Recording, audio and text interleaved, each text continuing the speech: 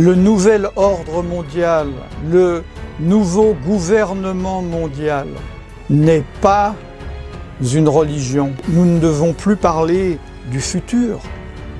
Comment le nouvel ordre mondial sera-t-il? Comment cela se passera-t-il? Le futur nous a rattrapés, nous sommes maintenant dans le présent. Des gens me disent, cela ne se passera jamais. Mes frères et sœurs, nous sommes bien en janvier 2020, c'est déjà fait. Le train est passé, vous l'avez pas vu. Il est passé tellement vite que vous ne l'avez pas vu passer, vous l'attendez toujours. C'est fait. Je vais vous expliquer comment et pourquoi, malgré qu'il y ait des croyants intégrés dans le nouvel ordre mondial, comment et pourquoi cela ne sera pas une religion de croyance en Dieu, mais c'est un système de pensée, un système de valeurs universelles, où chacun va mettre de côté ses propres convictions. Vous devriez voir sur votre écran ce schéma. Ceci est l'écuménisme chrétien, interdénominationnel, inter-église, appelez ça comme vous voulez. Cela a commencé vraiment officiellement en 1910, et cela a été quelque chose de très progressif jusqu'à la finalisation en 2014. Ne manquez pas la prochaine vidéo. Le but étant de réunir les trois branches générales du christianisme, les catholiques, les orthodoxes et les protestants. Les évangéliques sont des protestants, c'est une des dénominations protestantes. Nous voyons donc dans ce deuxième schéma que tous les chrétiens, étant dans l'écuménisme, ont un accord global. Comment est-ce que cela a été possible? Comment? Ce principe est très très important, parce que c'est le même qui va s'appliquer aux autres niveaux. Écoutez-moi bien. Un protestant va dire « Je ne peux pas être d'accord avec vous, doctrine catholique, je crois que nous sommes sauvés que par la grâce, vous vous dites par les œuvres, vous avez des saints, vous avez créé des doctrines par rapport à Marie, par rapport au purgatoire, etc. Nous sommes incompatibles. » Comment faire? Ils vont dire, voyons sur quoi nous sommes d'accord et mettons de côté, gardons pour soi ce que nous ne sommes pas d'accord. Et là, ils voient que, en fait, les choses principales, ils sont d'accord. Les orthodoxes, les catholiques, les protestants ne croient qu'en un seul Dieu, ils croient que Jésus-Christ est le Fils de Dieu, qu'il est mort sur la croix pour le péché. Voilà. Après, comme on appelle des doctrines secondaires, ils ne sont toujours pas d'accord. Mais ils disent, mettons ça de côté, je le garde pour moi. Je suis toujours convaincu, chacun est convaincu. Mais pour le bien commun, pour la paix entre chrétiens, pour l'unité des chrétiens aux yeux du monde, mettons ça de côté et professons ce en quoi nous sommes d'accord. Et les gens, entre guillemets, de bonne volonté sont donc dans le mouvement écuménique.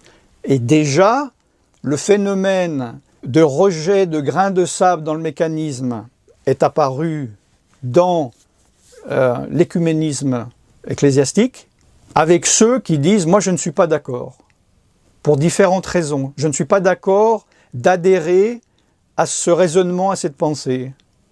Et de la part de ceux qui sont écuméniques, ils vont les traiter de diviseurs, que ce sont des gens qui ne sont pas pour la paix, et même à coup de versets bibliques, que ce qu'ils font n'est pas biblique. Nous rentrons maintenant dans la deuxième phase. Il a fallu faire exactement la même chose, mais entre les religions. Cela s'appelle l'écuménisme interreligieux. C'est-à-dire que, comme vous le voyez sur le schéma normalement, les chrétiens, dans l'écuménisme, sont une globalité. Alors maintenant, c'est encore plus dur. Pourquoi? Comment est-ce possible de rendre compatible quelque chose d'incompatible? Comme, par exemple, les chrétiens qui disent ma première confession de foi, Dieu a un fils, avec l'islam qui dit, dans sa confession de foi, il n'y a qu'une phrase, Dieu n'a pas de fils. Comment mélanger de l'huile avec de l'eau? Il faut transformer les molécules. Comment? Avec le même principe qui s'est passé avec l'écuménisme ecclésiastique. Donc, les chrétiens vont dire, ah, alors moi je crois toujours que Jésus a un fils. Le musulman va dire, ah ben moi je suis toujours d'accord qu'il n'a pas de fils. Et gardons pour soi-même, pour nous-mêmes, nos convictions. Pourquoi? Parce que il y a quelque chose de plus grand. Il y a un idéal plus grand et plus important. C'est quoi? C'est la paix du monde. C'est l'unité. C'est la justice.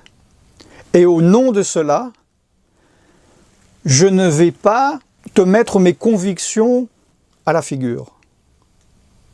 Pourquoi? Parce que mes convictions personnelles, de chacune, va entraver ce mouvement qui est plus haut de la paix universelle, de la justice universelle, que ce mouvement a la volonté d'établir.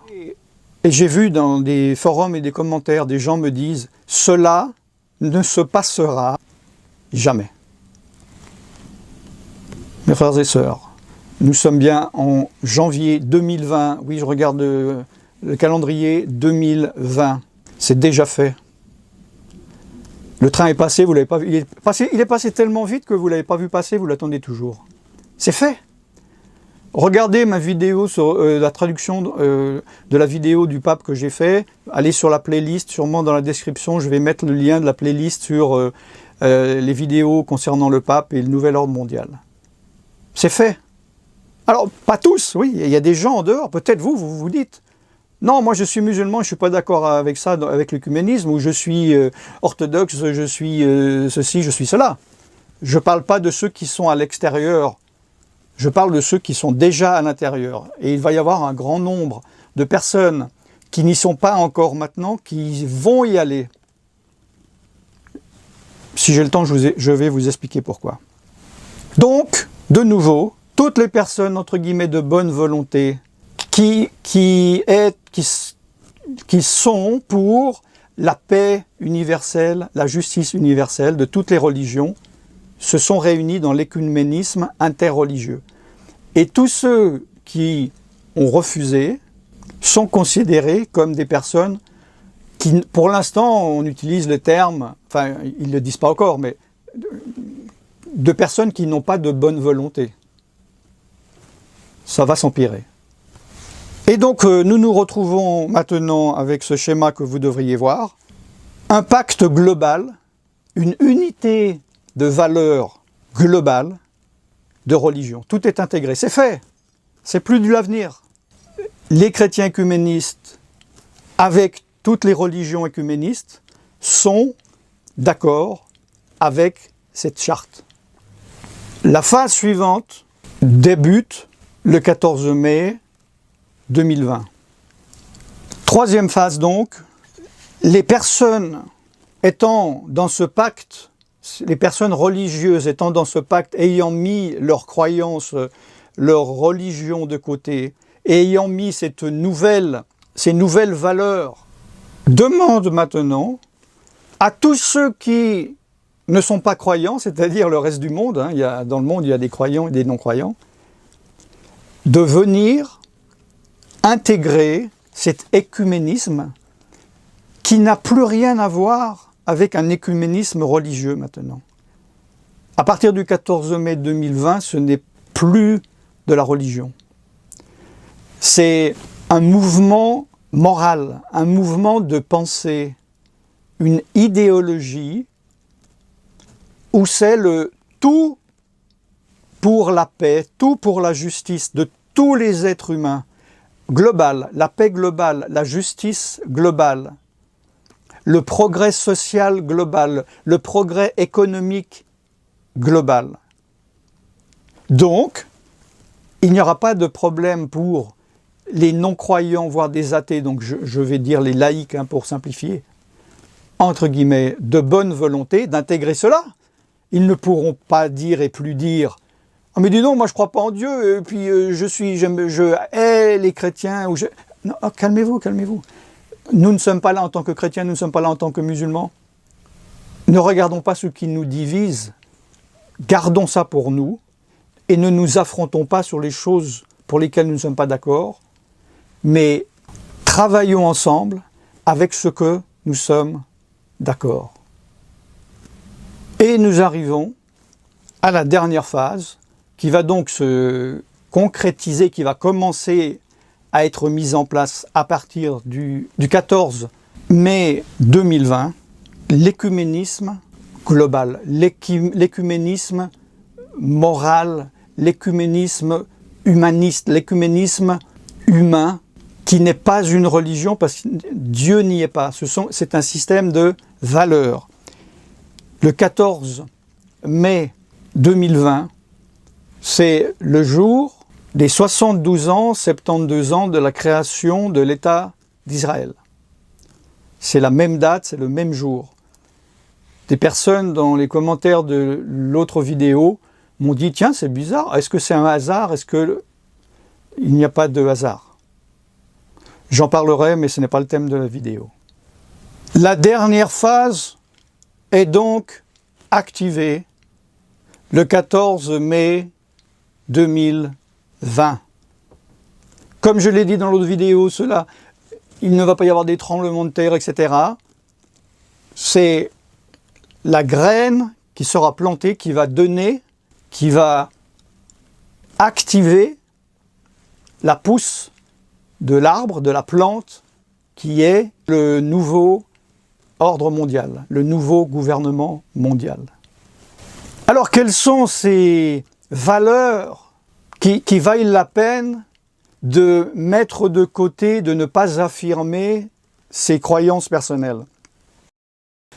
Quand vous regardez les chartes, les documents signés, les vidéos du pape, il nous parle de la paix universelle, de la justice universelle, de l'union universelle, de l'aide universelle, de la compassion universelle, de la croissance économique, de l'éducation, de l'amour et de l'entraide. Qu'est-ce qui pourrait empêcher ce merveilleux programme d'être appliqué? Les personnes qui viendraient avec des convictions, religieuses ou non, qui viendraient empêcher le mécanisme de bien tourner.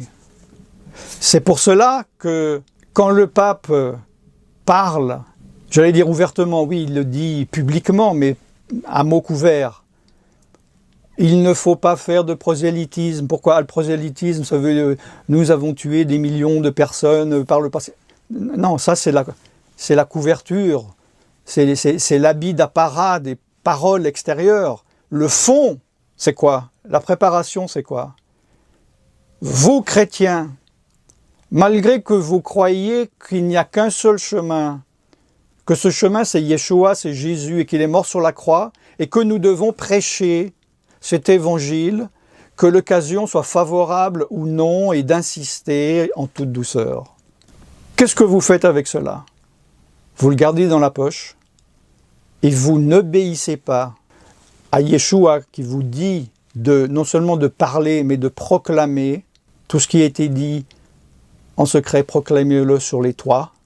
Au lieu de cela, obéissez à l'écuménisme mondial qui vous dit « taisez-vous ».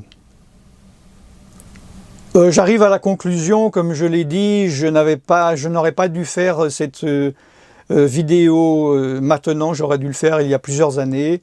Donc elle vient un peu entre deux vidéos. Ne manquez pas surtout la prochaine où je vais vous expliquer comment nous en sommes arrivés, où nous en sommes avec le 14 mai 2020 et le déclenchement très important qui s'est passé en 2014. Vous devez comprendre et connaître les choses. Je ne parle même pas des choses qui vont se passer, qui sont en train de se passer. Nous ne sommes plus dans le futur. Le futur a rejoint le présent. Et il y a de moins en moins de personnes qui sont capables d'entendre la vérité. Il y a de plus en plus de personnes qui s'endurcissent dans leurs convictions. Mes frères et sœurs, que celui qui peut encore se réveille. Je suis Alan Rich et je vous bénis dans le nom tout-puissant de Yeshua Mashiach, Jésus-Christ en français. Shalom.